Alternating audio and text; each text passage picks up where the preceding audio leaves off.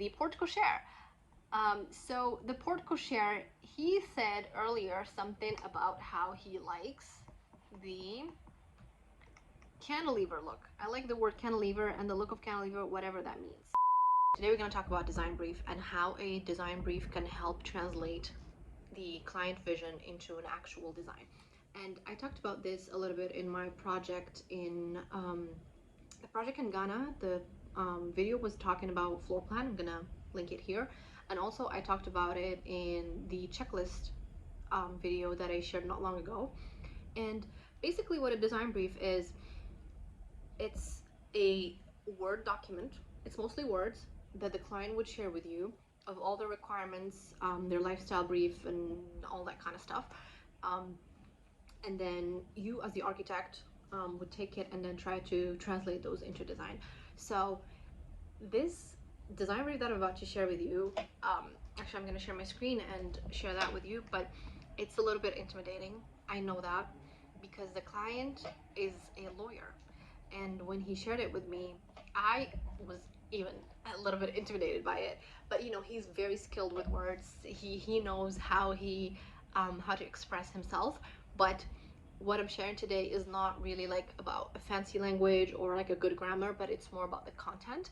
And I'm also gonna like go through it and highlight things that I was able to kind of extract and take them into design. So I'm gonna also show you the previous design he did.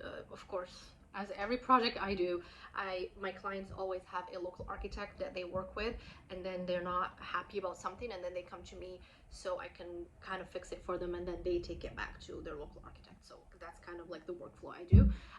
So if you're interested in knowing how we use a design brief to turn this into this, then please keep on watching.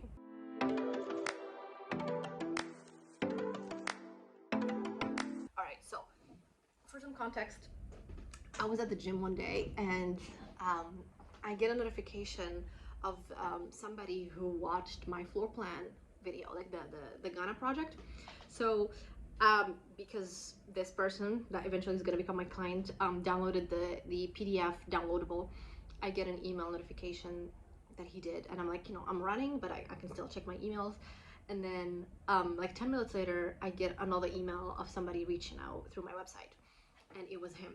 So he's like, hey, you know, I have a project in Florida, and I'm working with a local architect, and you know, I watched your video and I'm interested in working with you. And then he sent me a design brief. So as I was running, you know, I could still read my emails, but then all of a sudden I saw the design brief and I was like, what? So I literally had to slow down my treadmill so I can stop and read it because it was that great.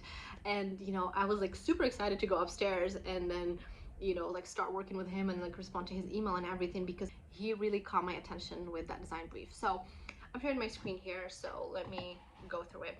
Actually, I changed a few things a little bit in the design brief, not to disclose, you know, his personal information. He did share with me, you know, like his name, his age and all that, but I'm kind of like making it more generic. I didn't change anything about design, but you know, I just removed the address and all those in personal information. So let's look at it. Actually, it was a 3-page document. So this is what it looks like. That first page, this is the second page, and this is the third page. Let me make sure I'm actually recording my screen. Yes, I am. Okay, so let's start with this. As we go through this, I'm gonna start highlighting it.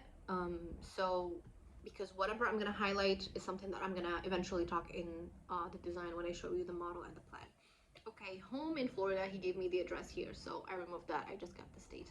General info, owner. We're just gonna call him Jay. His name was not Jay, and his wife is not Lynn, but I'm just gonna call him Jay and Lynn. They're over 60, so that tells me they are a little bit more on the senior side. We currently live in the existing home. That tells me that this house that they're living is gonna be demolished. The new build will be our retirement home. Again, they're more on the senior side. That means we're not gonna do anything extreme in terms of design. We're not gonna do a lot of steps within the house. You know, we want something a little bit more, you know, calmer, quieter, because the couple want to retire there and we don't want anything too loud. We have built another home in the area, which we sold in 2020. That tells me that these people know what they're doing. If you've built a house before, that means you know the process of design, you know the process of construction, and you know, a lot of time you know, I try to kind of explain things to my client, you know, as they are fifth grader, not like in a degrading way or anything, but you know, because they've never built or designed anything before. Like if I were to, you know, I don't know, build a custom car, I would want somebody to explain the whole process to me as a fifth grader. So, but for people who already built something before, you know, we kind of just like dive in straight to design, because they don't need me to explain to them, you know, schematic design, design development, and all those, you know, like ABCs of design. Then he tells me a little bit about the neighborhood. So homes in the neighborhood range from mid-century modern, he knows his styles, Mediterranean Spanish cottage. The estate lots in the area are sought after, but for the most part, the homeowners, builders, and designers who do new builds don't do anything what I would consider special. So the client tells me from this sentence that he wants something more elevated. He wants a signature design. He doesn't want just, you know, a cookie cutter type of building, which a lot of houses in the neighborhood are. Building size 2,500 to 3,000. Finishes, I'm a firm believer in following through with interior design, because you know, whatever the style we do outside is something that we want to kind of carry on the inside. So that's what he means by that. Overall objective, I'm looking for advice, consultation, drafting, design, landscape, outdoor area design, and interior design. The elevation will be one story, but the roof lines, geometry, etc. need to give it the curb appeal sometimes you see with two-story. That's a mouthful, and there's a lot to unpack in there. So I don't remember why the building was supposed to be a one-story, because I did this project kind of in the summer. But all I know is he likes the appeal of a two-story home, but we only have one. So it tells me there's something that he likes about the height or the depth that you see in the two-story that he might not have in a one-story. And just to hold on to that thought, because we're gonna come back later when I talk about the design and see how we can actually tackle that. It needs to fit the neighborhood, so I don't have a mutiny. Again, as I said, he's a lawyer. He's using a lot of big words that I don't know, and I had to like look up what mutiny is, and basically it's you know, like something rebellious. And if you have a neighborhood and you know all the houses are kind of similar, but then you have like this something that looks like a spaceship, that's mutiny. But it can't half measure, so he still doesn't want it to be super rebellious and super stand out, but at the same time he doesn't want it just to dim it down and like dim his shine just to fit in. So we have to strike a good balance here, if you know what I'm talking about. Whereas I'm normally impressed by mansions, the statement here will be somewhat smaller size design. So that tells me that he has quite elevated taste. He's looking at mansions, and actually when we started working, he was sending me a lot of, you know, these villas in Dubai that he was inspired by. So he has quite a refined taste, but at the same time we don't want it to be a mutiny, like he said. So okay, so now moving on to design, style, consideration, elevations. Modern villa, I like that word because it conveys that modern concept that I like without getting too hard modern. It conveys comfort, coziness throughout. So he's smart, very smart. So when you hear the word villa, at least here in the US, when we say the word villa, it means something, it takes you straight to Italy, or it takes you straight to Spain, where you know you see all these like Spanish mission style. I'm gonna actually try to insert some pictures. It's very, you know, like old money look. Nothing so harsh, nothing like new money, not a lot of glass, not a lot of, you know, marble, shiny, flashy things. So that's what a villa kind of is synonym with here in the US. But when you add the word modern, then you're like, okay, I want it to be kind of cozy, kind of old money, kind of Italy style, but I don't want it to look outdated. I don't want it to look like that's where like Louis XIV or whatever who ruled Italy lives in. So we want to kind of, you know, balance those two. So he's trying to say a lot of things about balance, you know. Only here he said, you know, I want it to be have that double height space, but you know, be kind of on a smaller size mansion, but also smaller size. Now he's saying I want it to be modern but like cozy. So there's a lot of balance that he's trying to strike. Okay, modern, contemporary, mid-century, definitely a good fit for the neighborhood. Palm Spring, I love the design, but the spread and the lack of adjacency loses some of the coziness. I told you already, this client watched my video from the Ghana project, and I talk a lot about adjacencies and how things, how spaces, when they're closer together, then you have like more of a cozy plan, but when things are more spread out, then you end up with kind of just like a McMansion look, or just just massive for the sake of being massive. So that's what he's referring to here. Gold Coast, Australia Villa, sea inspiration photo. To be honest, I've never heard of this style before until he told me about it, and I looked at it, and it's quite similar to Palm Spring, I found, at least. I love the two-story villas. Again, he's back to the two-story villa. I see on lots with similar size to mine with an open carport, lighting, etc. Usually there are renderings or design in Spain or some other countries. I'm not sure why I'm pointing this out, other than to say that I like them because I want to stay away from two-story. Again, I don't remember why the two-story thing, was it like a code thing, or because they were, they're retiring, so they're mostly going to be on the first floor, so they don't really need to take the second floor or take the stairs to the second floor, so they didn't really need the extra space. I think that's what it was. I like the word cantilever and the look of cantilever, whatever that means. Very, very, very important point that we're gonna have to come back to later. Okay, next point. When I build, my finished floor elevation will need to be 2 feet above base flood elevation. Base flood elevation in my area is 9 feet. My home lot is currently at about 7-8 feet, so between the stem wall, etc., the finished floor will need to be 11 feet. There will be 3 to 4 stairs in the front. Okay, I mentioned at the beginning this project was in Florida. Florida is painful to design in. Actually, I worked with him on another project. After we finished this, he came back to me for another project, and it was so painful to design around the floodplain. When you design in Florida, like everybody like around the world goes like, oh yeah, we're gonna start with the concept, we're gonna start with the inspiration, we're gonna start with this and that. In Florida, you start with the base floodplain. That's like your design concept. Back in school in architecture, when they ask you what's your concept, be like floodplain. You have to really build higher because they have hurricanes and they have all kind of water damage, flood, whatever, all that kind of non-fun stuff. So it's very important to understand your elevations, and that kind of start dictating everything in the facade and around the house. So just something that you have to be mindful of if you design anything in Florida. Okay, I like the Bali look because the warm stone and buildings make it so cozy. All right, now he's moving to room and spaces and focal points. He's already using very like architectural language and jargon, which I like because it tells me that he actually watched my videos and he learned something, and he's like sending it back to me. So proud of him. I'm so proud of him. All right, so 2 master suites overlooking pool, good size, luxury, sea current, concept floor plan. We're saying we're not afraid to build a custom house with only 2 master suites, custom designs for us. Okay, so I was joking about the concept being the floodplain.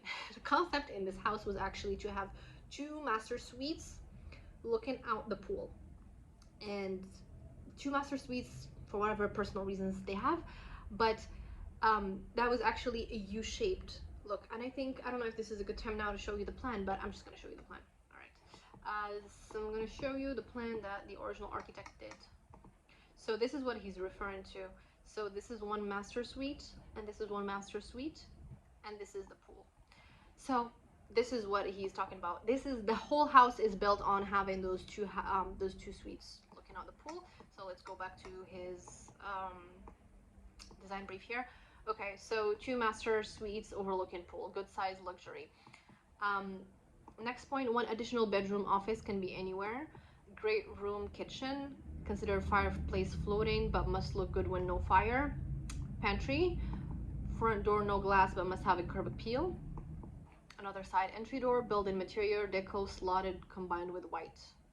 He means like, like the wood slats. Okay, garage, porte, cochere, car porch. Okay, so porte cochere, such a fancy word. Porte cochere is, let's read, well, maybe I'll have to tell you first so you know what I'm talking about. Porte cochere is anything that is part of the house. So let's say this is the facade of the house, and then you get this little awning or little covered porch where, you know, the car can come down, not downstairs, come under it, and then load and unload passengers. And I have some pictures here actually. So this is what a Porte Cochere is. You see, like, you know, a car can just drive in here and then it can drop off and pick up passengers. So he wanted something similar to that in his house. So let's read what he is saying about that. Porte Cochere. This feature was a focal point at other house that they sold in 2020. However, it was a different type of house, coastal contemporary, as a much larger lot. You pulled straight into the portico on the side. When I see this front of the house, at least in photographs, they look clunky. I agree. See current design concept. Consider built-in material and consider cantilever design. It's an extremely functional feature and it gives you some privacy. However, I don't want the wall to block the view of the entryway. To posts or columns on the wall would make it look worse, like the Marriott. Having said that, it's done the right way. It could be super cool. I also don't know what the other options would be. All right, so let me show you now the 3D that the previous architect did for him. Let's see. This one. Okay, so this is the Porte Cochere. Actually, I feel like I'm starting to go back and forth in design because I have to, so you can know what he's talking about in the design brief. So sorry if I'm jumping around. So this is the Porte Cochere. It's extremely functional element, especially in Florida. Like I said, it rains a lot. It's a tropical climate, and he wanted to have the Porte Cochere where he can just, you know, have his car, park it there, and get out. But it can be clunky. That's the exact word. So this design right here is quite clunky. And then he said something about, I don't want it to look like the Marriott. The Marriott is, you know, he was referring to, what did he say that? Like the Marriott. He's referring to hotels, and this feature is very common in hotels. And because, you know, you have all these bags and you have, you know, the valet, and it's a very functional design feature. But he's saying the word Marriott, and I'm like, why are you referring to a hotel while we're designing a residential project? And I was looking at the previous design that the architect did, and when I looked at it, I remember I was at the gym when I first opened this. So I looked at it and I was like, what is this? Is he designing a school? Is this a hospital? Like, I couldn't tell what the function of or the program of the building is because of scale. This is a very important design principle. I'm not talking about design principles in this video, but I just want to touch quickly on this because he said Marriott because the way that his previous architect did it, he did it so off scale that the house felt very felt very commercially or like very institutional. So even that Porte Cochere started looking, you know, like a hotel. So scale is extremely important when you're designing a residential project. You have to consider that when you're designing. Don't have things that are like spanning too much or like things that are too boxy. I don't know, it's just like I'm very sensitive to scale. And I remember in architecture school they used to tell us, you know, you have to put a module little human scale figure in your models, or when you do your section you have to put like people in your section so you get a sense of height and all that. And if you see here, the previous architect did actually put a human scale figure here, but it's just so massive. There is just like something so off about the scale of the house that it prompted the client to say that Porte Cochere is looking like the Marriott, which it shouldn't. So now let's go back to continuing the design brief, and then I will show you, you know, how we fix that. Okay, so garage carport. One of us may pull into the garage, but I'm going to air condition in the inside of the garage using it to store my tools and some of my tech, meaning like him or his wife, one of them can actually have the car inside the garage and one can park it under the Porte Cochere. Okay, so now we're talking about the outdoor pool landscaping. So exterior boundary wall. Consider options for lower partial boundary wall near front drive. Sidewalk. See Australian Golden Coast home architecture. The only natural grass or plants might be in the smaller area between the circular drive and the short boundary wall. Consider other boundary wall design versus large hedge. What he's referring to is, let's go at the plan here. So when you go around, let me change the color. When you go around, so this is the Porte Cochere, actually it's above this. So when you go around, he's actually saying like, are we gonna have a smaller wall here or something? like how do we do the little hedge, and where do we put, you know, hardscape versus landscape. Okay, so hardscape, all clean hardscape with planters, built-ins, complete hardscape on both sides, Travertine look. So now he's giving me kind of some ideas in terms of materiality. Pool and hot tub separate, consider location. So now he's talking about the back of the house. Tight adjacency between pool and outdoor area and house. See Bali architecture, see cotton design. So he wanted to have an outdoor kitchen here. So this is the previous architect. He did the pool here and he did the jacuzzi here. So basically the outdoor kitchen had to be somewhere in this area, in this U shape here. So he was saying that it's a bit too far, you know, like if you have your counter here, like you're cooking, la la la la la, but you know, you have people that are sitting by the pool, you're kind of far from them, and you're like, you know that feeling when there's a party or something, and then, you know, all the fun people are like closer to the pool, and then you're like stuck in the barbecue area or something, you feel so left out. We don't want that, okay? So we're gonna have to fix that. All right, so let's go here. Consider sunken outdoor seating area. I love sunken everything, but by me it's not the best. So he's kind of giving me ideas of his style and what he likes, what he doesn't like. So I'm taking notes. Overall, tightening up the coziness between the pool outdoor and the house. Bali architecture, Coconut Grove Villa. It's like the product that he sent me as an example. Current draft concept. So now we're gonna talk about what his architect did and how we're gonna fix that. So current architect, nothing bad to say except that he hasn't done much programming such as that we are doing here. I've used him on 2 other projects. He's good with the city permit, all that stuff. He's from Europe, so he has good concepts. Actually, in the US, if you're from Europe, well, American people think that people in Europe have a better style, and people in Europe think that Americans have a better style. So the grass is always greener on the other side.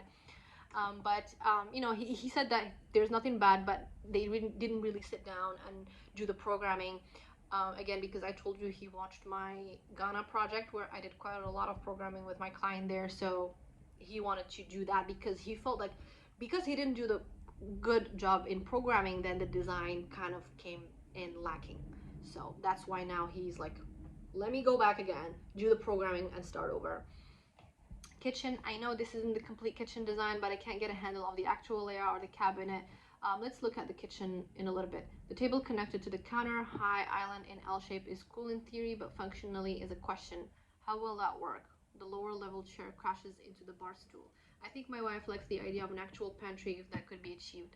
There are windows on the exterior, so does that mean the kitchen cabinets are just lower? That's weird. I like how he's talking to me as if we're like sitting next to each other, but he's typing. So basically what he's referring to here is this kitchen. The kitchen here, so you have this counter as the main one, and then he's talking about these windows. He's like, how does a counter with upper cabinets, but you have windows, how does that work? Which I agree with him. So these are the windows. So would the cabinet go across it like this, or are the cabinets just on top? You know, there's something here that's not adding up. Also, he's saying the kitchen island is cool in theory. There's an L shape because the kitchen island kind of turns and it becomes the dining table. So he's saying, how does this area right here happens, you know, like when this chair clashes with this bar stool here. So he's really like going into like the nitty-gritty of design detail here. And then he's saying, you know, like there's no pantry in the kitchen, so how can we solve that? Let's go back here. So ceiling heights, what's going on here? He's like, so funny. He's like, why do I have so many different heights, you know, like this and then this and then, you know, I don't know, this and then that and then this, you know, there's quite a few different height elevations, which I'm okay with, but they need to be kind of executed slightly better. So he couldn't understand what that was, so we're gonna have to address the ceiling height later. Transom windows, I like the idea and its most design concept, but I need a better visualization on what we're talking about. Transom windows, is that how you say that? Transom, yeah, transom windows. Transom windows, he's referring to these windows over here. These windows that tend to be like on a higher ceiling. They can also be called a clear story, I think, or maybe clear story when it's continuous, I don't know. Okay, transom windows. The wall, there is a short wall dividing the kitchen and the great room. It's not necessarily a great room at that point. He is talking about this. Sorry, you're getting dizzy. I know I keep going back and forth, but he's referring to this wall right here. So he's saying this is supposed to be a great room, like technically all of this, but by breaking that, then this becomes a great room, this becomes dining, and then this room is no longer great because it's not that big.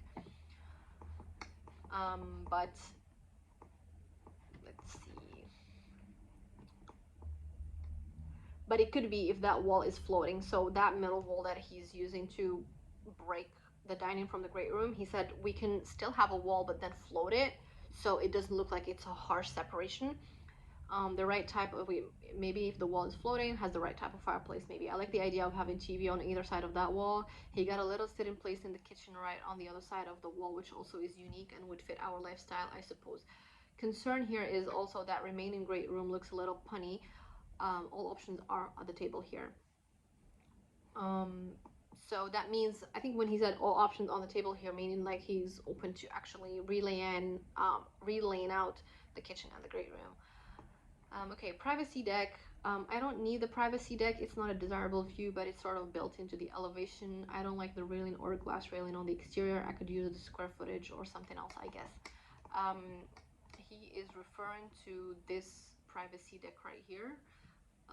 Because the elevation, you know, it kind of like slopes up, so you like end up with all these different elevations and these ramps on the sides that he said I don't really need. And it's, I agree with him, it's quite the square footage, you know, all of this is a privacy deck. That's a lot of square footage that he can use for something else. And then short hallways. The short hallway separating the twin master suites, this is good. He got windows on either side of that short hallway. I'm wondering how necessary that is or how practical that is. And kind of divide could still be accomplished, and we close the space and use the extra space for the kitchen or maybe side entry with the windows. Definitely need a hardscape that cut in. Short walls, I think he was referring to these short walls here in the hallways to the masters. So, and then he's saying like what happens here, like are we gonna have a hardscape, are we gonna have a landscape there, because you have a window that looks out, so what are you looking out at? So that's for the short hallways. And then outdoor area, summer kitchen. I would like to have an outdoor area with real close adjacency to the great room with the summer kitchen at one end. I envision a cantilever area right off the great room with a nice lighting and wood ceiling. Doesn't need to be super wide. See bighorn ripple. This is a really nice project that he shared with me as his inspiration. The window setup sort of prevents that. There needs to be some definition between the suites and the other spaces to give emphasis on the master suite, which are a major focal point of the house. So when we look at the plan here, let me clean this up a little bit. It's getting a little bit crowded here. So he's referring to the great room having an adjacency to an outdoor kitchen. Actually, something similar we did in the Ghana project. And he is saying that if you want to do like a kitchen here or like a counter here, like what happens to these windows? Because at that point the counter is going to block the window. So how do we have an outdoor kitchen but don't compromise the windows to the master suite? Something we can look at later when we did the revised plan. And then here, master suite design, I couldn't find much to complain about as far as their floor design, but I want input to verify. And then at the end he said consider complete alternative design versus opinions, recommendations, revisions to the current design. So the client was pretty flexible in terms of whether I was gonna suggest a completely new different design, or I was gonna just use what they did already and kind of revise that. I am not somebody who's wasteful. I don't like to just grab a design and completely like tear it down and just throw it away. I do like to kind of look at what they've done before, because you know that's still quite a lot of thinking and you know energy that went into it. So whatever I can salvage, I do salvage, and whatever I can't, then I'm just like, this is really becoming sticky, then let me just like wipe off this room and then start from scratch. So that's kind of what I did in this project, because I feel like it was a little bit of both. There are some certain rooms that I just completely started from scratch, and there are some certain things that I kind of kept. So now let's look at the actual design that I suggested for this house. That includes all these highlighted things that I've done here. So all these highlighted things are things that were pretty important that I need to translate now from words into actual design elements. Okay, so let's compare the two floor plans. Let's start with that. So I'm trying to make them kind of similar size here. All right.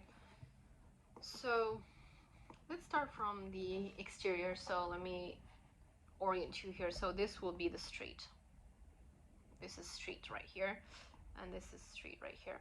So first of all, when I look at the original plan, it had quite a harsh corner over here and here. So I just got rid of that. So now we get a nice flowy driveway that goes around like this. And that short wall that he was talking about, that was, he said punny. I didn't even know that word before, but he means like it just looks silly and small. We just have it right here. So instead of having it not continue and look like, why is it cut off? I just put it right here and then have the driveway kind of go around it and hug it. And it looks something like this in theory. So so you got the driveway that's kind of round, and you go around it, and then you come out the other side, instead of just having one that you go around like that, and then, you know, that wall. And I understand why he didn't extend the wall, because if you extend that whole wall right here, then you're basically building a fortress around the house. You're like building another wall on top of the facade walls. So that makes only that would only make the facade look a little bit dark and dungy under that porte cochere. So it's kind of a tricky thing to do. So it's understandable how he didn't finish it all the way out. So but if you do a shorter wall like this, then you don't have to deal with that dilemma. And of course, when by default, when you have this circular motion, then you end up with a little bit of landscape here.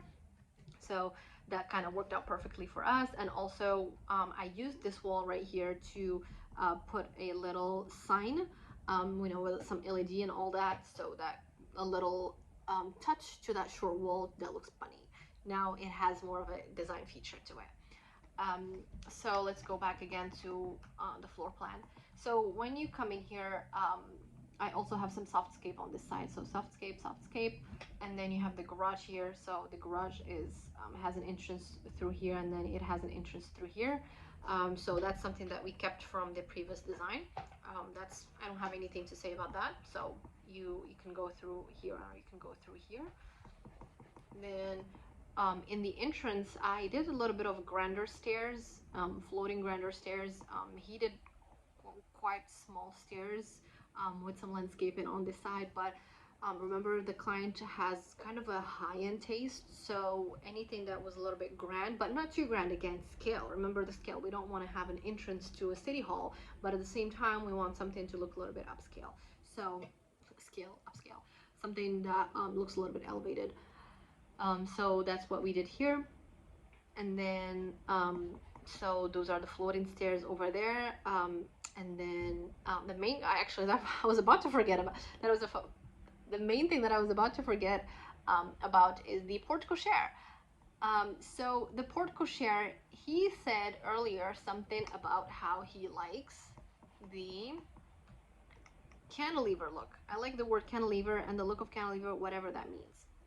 He also said something about how he didn't like the porte cochere and how it was clunky, and how I don't want it to block the view to posts or columns, and it makes it look worse. So basically he was saying everything about how this design, you know, it has a column that is supporting this roof over here, which is quite big, and it will need a lot of structural engineering and calculations to be able to self-support without having the posts and the columns. But the client despises, that means he hates the look of something that's supported. So that's our chance to have something cantilever. Like, it's kind of, again, a missed opportunity. You go all the way there and you have a chance to have a beautiful cantilever, and then you go and you stick a column to it. Don't do that. Don't do that. Okay. So here we have a nice cantilever, and of course he was gonna cost more, like there's no doubt about it. But he can afford that, so we can give him that. So that's something that we cantilevered, and also in the if you recall at the beginning, he says something how he likes the look of a double, not a double, like two-story homes, and there is something um, there is something quite relevant about what he says, because when you have a one-story home, you tend to have kind of a flat look, but if you have different depths in the roof line, then you combat that, and that's something that I covered in the Australian house that I did, that I'm gonna link here, and this is the picture of that. So we did a few different foreground, background type of roof line to camouflage that flatness. And that's something that I did over here, and I think you can barely see it on this angle here, and it's that guy in the back there. So here at the entrance, he said he didn't want a glass door, so we gave him kind of that Bali look, that wood look. Also something about the travertine, he said, on the flooring. So this is the travertine look that we did in the driveway. Sorry, I'm jumping, but keep up, okay? So also I did something about the stone. He mentioned something that he likes in the stone. That was the opportunity to have this wall have the stone. And you know how, like, we're doing all these design elements, they are quite thoughtful, but they are not loud. You know, we're not like going around and trying to like be everybody in the neighborhood talk about our house. No, like they will pass by and they're like, wow, that's a really nice house, but they're not gonna be like, wow, that's like very, you know, like tacky house. We don't want that. So now I think this is pretty much everything we did in the facade. So we went from this to this, and now let's go inside the house. So let me go back to the plan. So when you come in here, remember the great room that he was saying it was very small and not great. So I did change the layout of the great room and of the kitchen, and I did, I believe, increase the square footage a little bit, because we were allowed to, we still had some square footage left, so I took advantage of that, and I will tell you why in a minute. But you will see that my floor plan is slightly probably bigger, if I recall correctly, than the previous architect, which is fine. You know, we already have the square footage, so why not? And he didn't have an issue with the budget. So now we have a great room. So this is the great room. It spans all the way from the entrance all the way to the back of the deck by the pool. And then when you come in, then you can turn to your right, and then you will see the kitchen. Now the kitchen is a little bit different. Ooh, I deleted the plan. Let me pin this.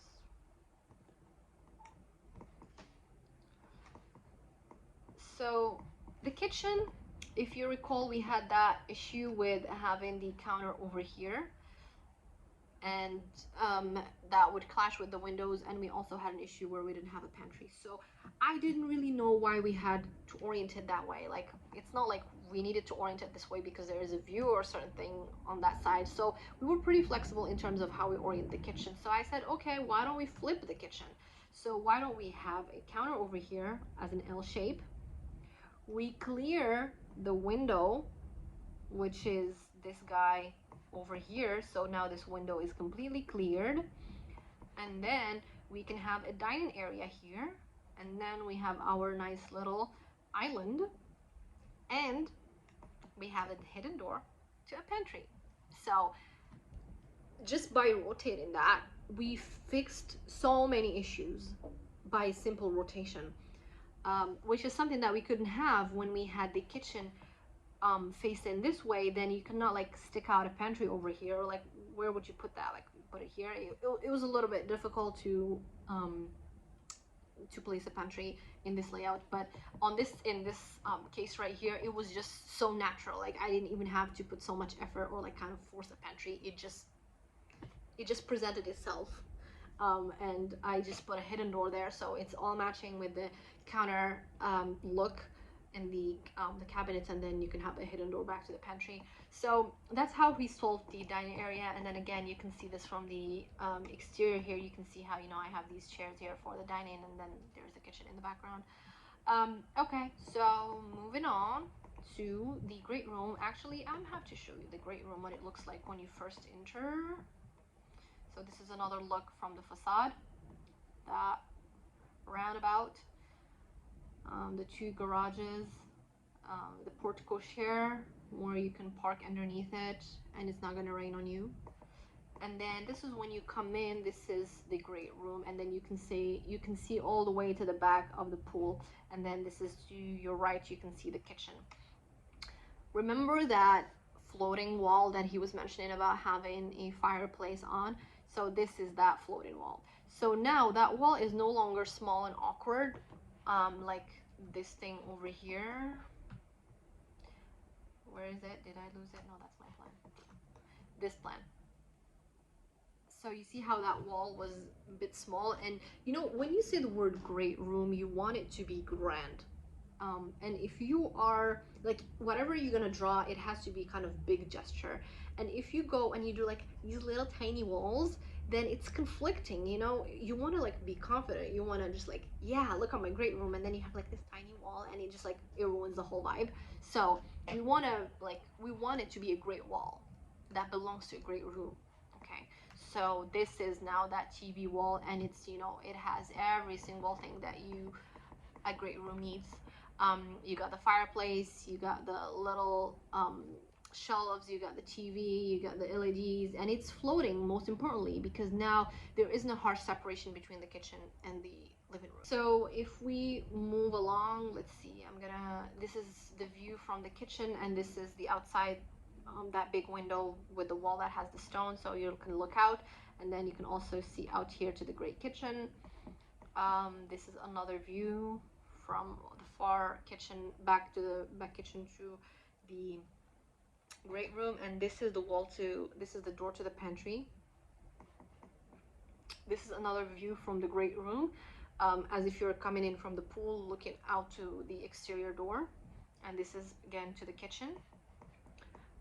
More views. No, I'm not gonna show you the master because we didn't do much, to be honest, in the master. So I just want to kind of focus on the design elements he mentioned and how we fixed that. Let's see, I was gonna talk about something. Oh, I think, let me see, where's the plan? Okay, I think I did a little bit of tweaking in this area right here and in this area right here. Again, as you remember, we didn't have a pantry. I added a pantry, and I added a laundry storage here. So basically, again, if you watch my Ghana project, I talk about service areas, and this was a kind of a service area right here. And let me just color it. This is a service area. And then usually service areas are somewhere close to the kitchen, and they're also somewhere closer to the garage. And when we have a garage here, so we get a mudroom and we get a guest bedroom or an office. And then we also have here kind of a service area. We have the powder and the mudroom, and then all this strip right there. So those are the two things that I kind of changed that didn't exist in the previous plan. Now the master suites kind of stayed the same. Now the covered deck. The covered deck is the wall of the covered deck. It's right here, and basically we have 13.6 for the covered deck, but previously in this design over here, this was very far. I just feel like it was far. So what I did is this wall here, the great wall, I just moved it up because you don't really need all of this space for the outdoor kitchen. So I moved it up to somewhere here, I believe. And then I just used this area as the outdoor kitchen. That's all you need, because right now he mentioned something about the adjacencies. So he didn't say I want a big outdoor kitchen. He just said I want an outdoor kitchen, but I want to make sure the great room is adjacent to the outdoor kitchen, it's adjacent to the pool. So that's more of a priority. So that's how you fix it. I just moved the wall up. I shrunk the outdoor kitchen, and now everything is kind of tighter.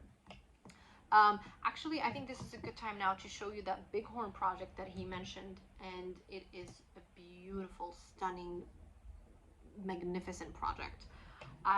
If I had the money to build a dream house, this is how I would design it. This is just stunning. And it's not even like green or lush. I believe it's somewhere in the desert. I didn't really look into the location, but I just want to show you the green, I was going to show you the great room and the outdoor kitchen. So this is kind of the living area, and this is the outdoor. And you have this sliding door that completely opens up. This is another view. This is another view. Oh, so beautiful. You see how they have an outdoor kitchen here? And the outdoor kitchen is very close to this kitchen right here, to the actual house kitchen. Oh, so pretty, so pretty. This is an outdoor kitchen. This is at night.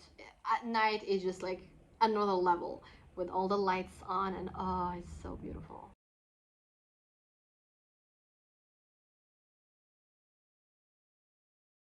Okay, I'm daydreaming. I'm gonna stop. All right, so now let's go back to the outdoor kitchen. It's pretty close to the living room, and then you come out, and then you have this outdoor kitchen. It's similar to the Balinese architecture that he mentioned, so I wanted to kind of give him that look of the wood, so, and the travertine on the floor. And then the pool is right there. And then if I scroll down, this is another view of the pool, and then looking into the outdoor kitchen. If you want a few more pictures and views, and then this is the sunken area that he mentioned earlier. So you see how we integrated the sunken area. So you come out of the pool and then you come to the sunken area. Okay, so that's, I think, everything I was gonna mention in the design. I'm gonna just take you on a walkthrough here. It's easier to just do a walkthrough instead of like seeing snippets.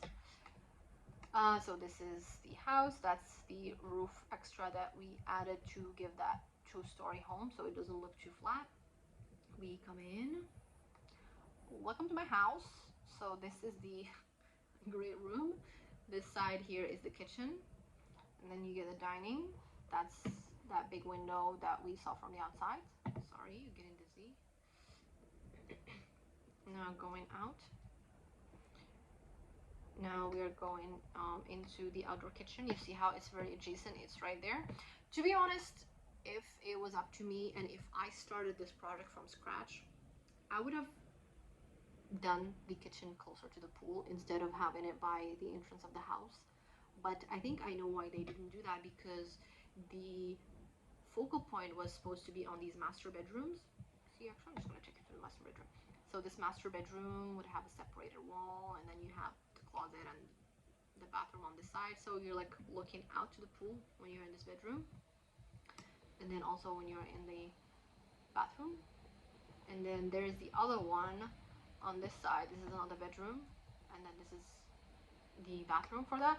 So I think I know why they didn't do that, because all the real estate by the pool was taken, so they were only left by having the kitchen at the front. So, but you know, like in that Bighorn project that I showed you, they had the kitchen, the outdoor kitchen and the indoor kitchen like right there, and that's also what I did in the Gunna project. But that's not a big deal. So let's continue here. So that's the jacuzzi, and then you come here, and then you have your sunken area with the fireplace, and look how pretty that is. You can just sit here and look at your beautiful house and your hard work, and you know how everything paid off. But yeah, I think this is pretty much everything that I wanted to share regarding this project. Let me go through my notes here, make sure I didn't miss a point. I think I covered everything that was in his design brief. So this is how helpful a design brief is, guys.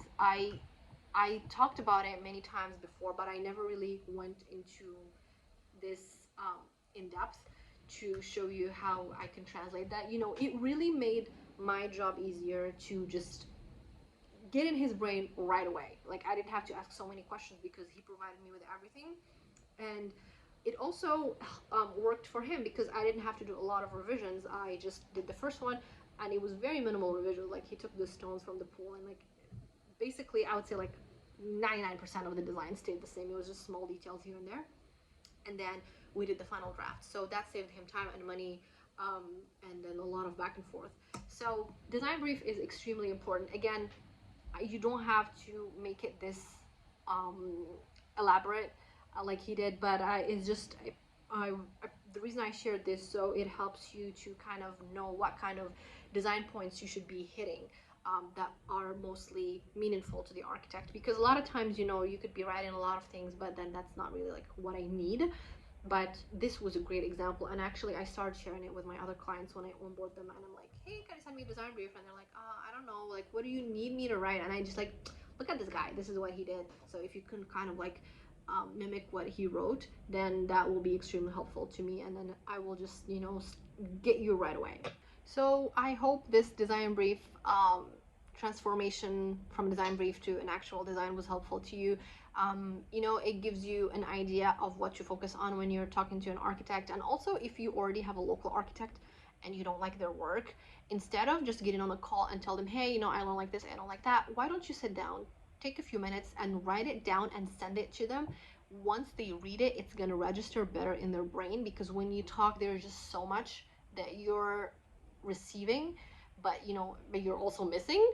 But if you read something and you highlight it the way I did when we analyze it together, it's kind of harder to miss a point. So, you know, like you read it and then you go back and read it again, but like if somebody just says it once, then you just go like over your head. So yeah, again, if you don't like a certain design, or if you have anything that you want to improve, then just sit down and write it and say like why you don't like it, why you like it, provide some inspiration, provide some examples. That way when the architect is going to go and fix it or revise it, then they just like do it once and do it right. So yeah, I think that's everything I wanted to cover. Again, thank you so much for watching. If you're new here, then subscribe, like, do all that YouTube stuff, and I will see you in the next one. Bye.